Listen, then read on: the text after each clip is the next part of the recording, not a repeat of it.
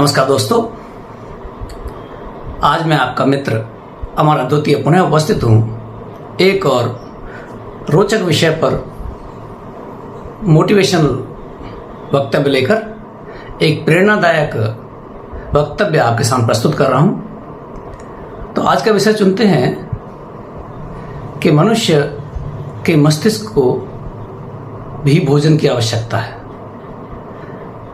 महान दार्शनिक अरस्तु ने कहा था कि मनुष्य एक सामाजिक प्राणी है। समय समय पर अनेक बुद्धिजीवियों और दार्शनिकों, साहित्यकारों ने मनुष्य के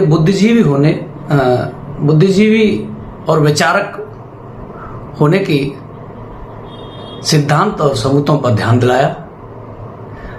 किसी ने यह भी कहा है कि मनुष्य आइलैंड पर नहीं रह सकता। यह मनुष्य के पास ब्रेन होती है जो प्रतिक्षण सक्रिय रहती है। मनुष्य की ब्रेन यानी मस्तिष्क में खून का संचार सही सलामत और समुचित मात्रा में बना रहे तो मनुष्य का मस्तिष्क सही रहता है, और मनुष्य का मस्तिष्क सही रहता है तभी मनुष्य के सारा तंत्र का तंत्र स्वस्थ रहता है। तो जैसे कि मनुष्य आइलैंड पर क्यों नहीं रह सकता? क्योंकि मनुष्य एक सामाजिक प्राणी है। मनुष्य एक ऐसा प्राणी है जिसके पास विचार हैं, जिसके विचारों की उधेड़-बुन, उथल पुथल प्रतिक्षण चलती रहती है। यहां तक कि मनुष्य सोने के समय भी कुछ न कुछ सोचता है। उसी के परिणाम स्वरूप वह कई अपने निर्णयों को प्रभावित करता है। तो बात आती है कि मनुष्य के मस्तिष्क को भी भोजन की आवश्यकता है। जिस तरह से शारीरिक कार्य करने के बाद तथा दैनिक दिनचर्या में समय समय पर सुबह, शाम, दोपहर और परिश्रम अधिक करने के बाद तत्काल मनुष्य को ऊर्जा की आवश्यकता होती है, शारीरिक ऊर्जा के लिए भोजन की आवश्यकता होती है, उसी प्रकार हमारे मस्तिष्क को ऊर्जा प्राप्त करने के लिए विचारों की आवश्यकता होती है। बिना विचारों के मनुष्य एक पल भी नहीं रह सकता। यदि उसके पास कोई नहीं है तो स्वयं ही अपने पुराने विचारों की गठरी में उधेड़-बुन करता है,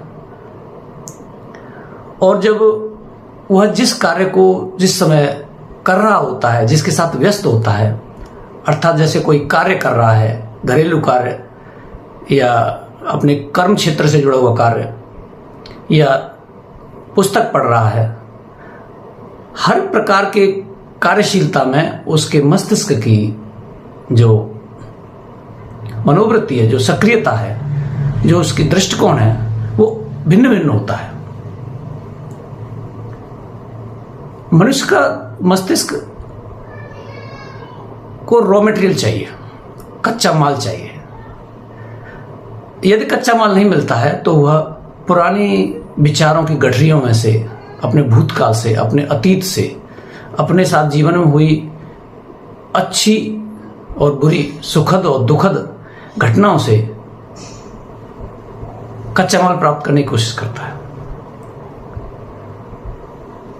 तो जिस प्रकार से शरीर को भोजन की आवश्यकता होती है तो मस्तिष्क को होती है, उसी के समानांतर जिस प्रकार शरीर को भोजन के साथ साथ एक संतुलित भोजन यदि मिलता है तो स्वास्थ्यवर्धक होने के साथ साथ मनुष्य के शरीर की विभिन्न अंगों की क्षमताएं निरंतर बनी रहती हैं। उसी प्रकार हमारे मस्तिष्क को भी यदि संतुलित आहार और सुपाच्य भोजन मिले तो उसकी जो आयु है, उसकी जो सक्रियता है या उसका जो परिणाम है, आउटपुट है, उसी प्रकार से प्रभावित करता है और उसी प्रकार से उसके परिणाम हमारे जीवन में घटोत्तरी या बढ़ोत्तरी दर्शाते हैं। अब मैं आपको एक बिंदु पर थोड़ा सा झकझोरना चाहता हूं कि 80% मनुष्य अपने मस्तिष्क के भोजन या खुराक या आहार के बारे में बहुत कम संवेदनशील होते हैं, कम विचार करते हैं। जैसे कुछ भी कहीं बैठने को मिल जाए वहां बैठ जाते हैं, वो तो एक सामाजिक बात है। लेकिन यदि कहीं बैठकर आपको वहां विचारों के आपके जो विचारों की जो क्रम है, जो विचार क्रांति है, आपके ब्रेन की जो दिशा और दशा है, उसके मुताबिक यदि नहीं भी मिलता है तब भी हम ज़्यादा ध्यान नहीं देते हैं और उसी को बर्दाश्त करते रहते हैं।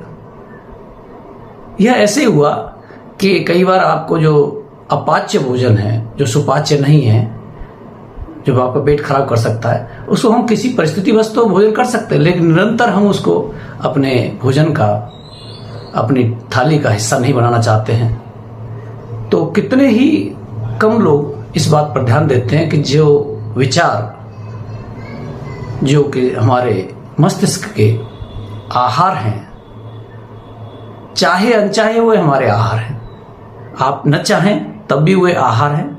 जैसे कि आपको भोजन परोस दिया जाता है और फिर आप उसको जब खाते हैं, उसका सेवन करते हैं, तो वह आपका आहार बन जाता है। उसमें से भोजन दिखता है। भोजन एक स्थिर वस्तु है, उसमें से आप चुन भी सकते हैं कि क्या लेना है और क्या नहीं लेना है। लेकिन क्यों, थाली आपके सामने है, आपके पास 4 वस्तुएं, तो आप अच्छी और खराब चुन भी सकते हैं। निरंतर सही भोजन लेने के लिए तो आपको चुनना पड़ेगा कि भोजन कहाँ से प्राप्त हो रहा है, उसका माध्यम क्या है, उसका स्थान क्या है, और उसका अन्यथा उसके अलावा आदि आदि जो उसके जुड़े हुए विषय हैं, उन बिंदुओं को ध्यान में रखते हुए आपको उसका चयन करना पड़ेगा। और हम करते हैं ना। उसी प्रकार मस्तिष्क के आहार या भोजन या खुराक के लिए बहुत कम लोग चिंतन करते हैं। बहुत लोगों को तो पता ही नहीं होता बहुत समय तक कि छोटी छोटी बातें हमारे जीवन में बड़े बड़े निर्णयों को प्रभावित करती हैं आगे चलकर, क्योंकि वह हमारे सबकॉन्शियस में सेटल हो जाती हैं। हार्ड डिस्क, मैं इसको अपने स्पीच में हार्ड डिस्क का नाम देता हूं। हमारी जो परमानेंट मेमोरी है, जो छोटा ब्रेन है हमारा, उसमें वो सेटल हो जाती हैं। संयोग की बात है या इसके पीछे कोई बहुत बड़ा साइंस है जिसका मैं पूरा विश्लेषण इस समय नहीं कर सकता, कि बुरे स्वाद, बुरे दृश्य, घटिया शब्द, घटिया वस्तुएं, घटिया लोगों की हरकतें स्वाभाविक रूप से हमारी परमानेंट मेमोरी में अधिक समय तक जगह बना लेती हैं। अच्छे विचार, अच्छे दृश्य, अच्छे रंग, अच्छी खुशबुएं, अच्छे स्वाद कम टिकते हैं। यह स्वाभाविक है, या ये कहिए टिकते होंगे यदि हम बुरे विचारों, स्वादों, रंगों, दृश्यों के एक बांध बना के रखें, एक सीमा बना के रखें, तो निश्चित ही हम दोनों को विभाजित कर सकते हैं। या भेद है, जो अंतर है, डिफरेंस है, उसको हम समझ सकते हैं। बिंदु पे आता हूं, जो हमारा बिंदु है आज के लेक्चर का, कि हमें अपने मस्तिष्क के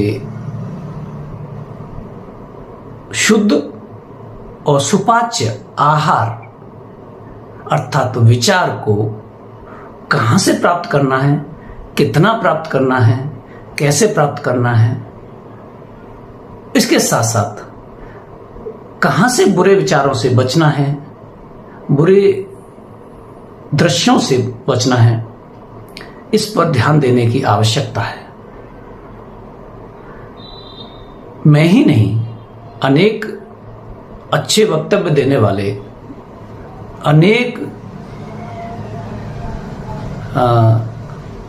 अनुभवी व्यक्ति, ज्ञानी और विदूषक लोग भी इस बात को स्वीकार करते हैं कि ऐसी गलतियां सभी ने कभी कभी की हैं कि हम बहुत ही हल्के में लेते हुए किसी भी संगत को स्वीकार करते रहते हैं।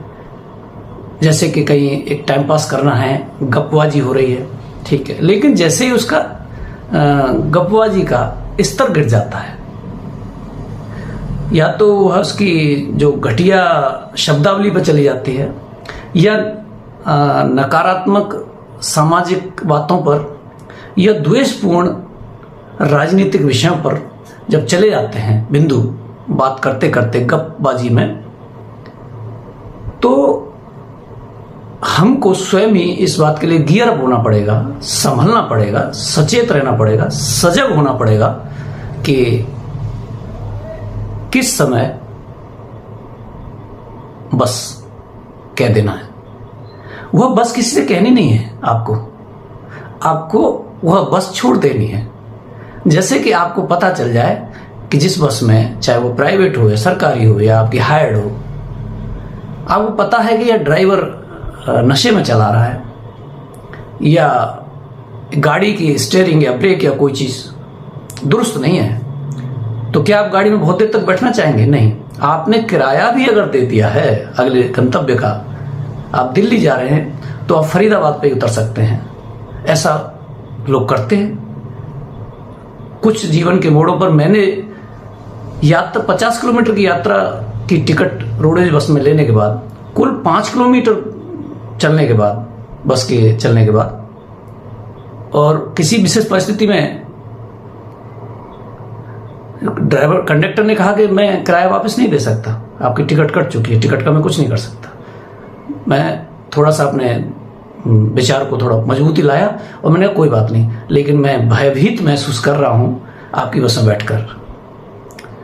आगे क्या हुआ उस बात को मैं यहां नहीं छेड़ूंगा, वो आगे अच्छी कहानी नहीं है। लेकिन वह मेरा निर्णय या किसी व्यक्ति का ऐसा निर्णय कई बार आपको अबूझ घटनाओं से बचा सकता है। बिंदु पर आता हूं। बिंदु है कि विचार पर ध्यान देने की आवश्यकता है। कहा जाता है हमारे हिंदी क्षेत्र में कि जैसा खाओगे अन्न वैसा बनेगा मन। यह अन्न की बात नहीं है, अन्न यह तो एक कहावत है, वही आपका अन्न है। जिन लोगों के साथ आप बैठ के लंबे समय तक या कई बार रोजाना नित्य प्रति, या ये कहिए कि कोई आपका कार्यालय है या कोई कार्य क्षेत्र है, या जैसे स्टूडेंट्स के लिए बात कहें तो कोई स्टूडेंट्स का ग्रुप है जो एक साथ क्लास लेते हैं या यात्रा करते हैं, तो मैं नहीं कहता कि एकदम ही आप गियर बदल दें, लेकिन आप ध्यान दें, आप अपने मस्तिष्क को वही अलाउ करने के लिए उसका गेट खुला छोड़ें जो आप चाहते हैं कि आपके घर में आए और रहे।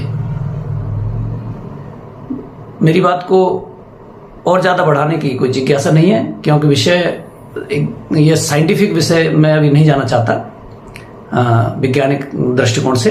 फिलहाल इतना ही काफ़ी समझता हूँ कि आपको मैं सचेत करना चाहता हूँ, इस वीडियो के माध्यम से सजग करना चाहता हूँ। खासतौर जो विद्यार्थी वर्ग है, जो मज़ेदार बातों में अपना समय नष्ट करते हैं। सोशल मीडिया आने के बाद तो ग्रुप के बजाय, जो कि मैं अभी जिक्र कर रहा था कि संगति या ग्रुप्स में बैठना, आपका जो मीडिया के जो ऐप्स हैं, जो आपके फ्रेंड्स हैं, सोशल मीडिया फ्रेंड्स हैं, वही आपके ग्रुप्स हैं, फ्रेंड्स हैं। उनको अगर आप चयन करने में गलती कर देते हैं तो सजग हो जाइए और शीघ्र ही उनसे रास्ता बदलने के लिए उस गलत बस में बैठ भी चुके हैं, तो मौका पाते बिना किसी उपद्रव पैदा किए हुए आप धीरे से अपनी बस बदल दें, ताकि आपका जीवन सुरक्षित रहे, गंतव्य पर आप पहुंच सकें। कहीं ऐसा ना हो कि उस बस के चक्कर में या उस बस में बैठी हुई मंडली के चक्कर में या उस बस के में कोई बैठी अच्छे गर्लफ्रेंड या बॉयफ्रेंड के चक्कर में आप उसी यात्रा में बने रहें और दुर्घटनाग्रस्त हो जाए और जीवन के यात्रा में लक्ष्य पर ना पहुंच पाएं, मंजिल पर ना पहुंच पाएं। तो इसी निवेदन के साथ मैं यह वीडियो समाप्त करता हूं।